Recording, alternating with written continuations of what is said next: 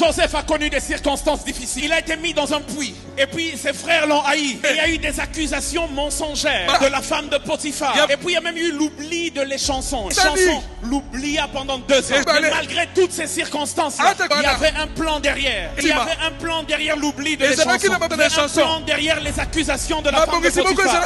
On pensait qu'on te mettait en prison. Mais ce qu'ils ne savaient pas, la prison était le territoire de la connexion.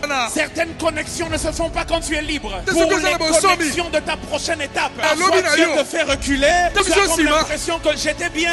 Et maintenant je recule dans la vie. Certains reculs sont des tremplins. Des tremplins qui t'emmènent encore plus haut. J'aimerais dire à quelqu'un, si tu vois dans ta vie, Dieu te fait reculer, sache qu'il y a derrière quelque chose qui te fera.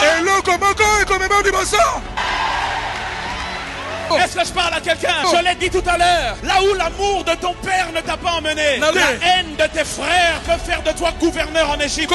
Mais avant tout ça, il y a eu une autre circonstance difficile. Les frères de Joseph ont pris Joseph. Ils ont enlevé la tunique. Ils l'ont déposé dans un puits. Normalement, ça devait être la fin de la vie de Joseph. Normalement, le puits est rempli d'eau. C'est pour cela que c'est appelé un puits, parce que c'est une source. C'est l'eau qui jaillit et on fait descendre Joseph là. Et Joseph, à ce que je sache, n'est pas un poisson. C'est-à-dire qu'il n'est pas aquatique. C'est-à-dire que même s'il a la force de nager, à un moment donné, il va se fatiguer et il va mourir. Mais ce qui est bizarre, c'est que Joseph est là au fond du puits et il n'est pas mort. Parce que le puits n'avait pas d'eau dedans. Ce jour-là, avant que Dieu ne permette qu'on le descende dans le puits, Dieu a fait en sorte qu'il n'y ait plus d'eau dans le puits. J'aimerais dire à quelqu'un, la chose qui peut te tuer a été dépourvue de ce qui peut causer ta mort. Quand Dieu donne une arme à Satan, sache qu'il a déjà enlever les balles. Ça veut dire il peut tirer, il n'y a rien. Je dis, le puits n'a plus ce qui tue.